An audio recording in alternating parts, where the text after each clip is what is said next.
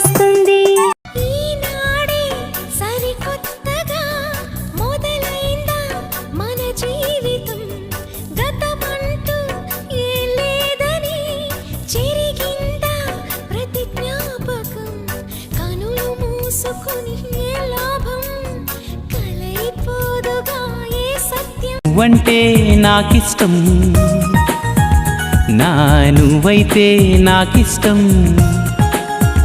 నాలో ఆలాపన ఆగేనా ఆపినా, ఎదలో లయ వినవా ప్రియా.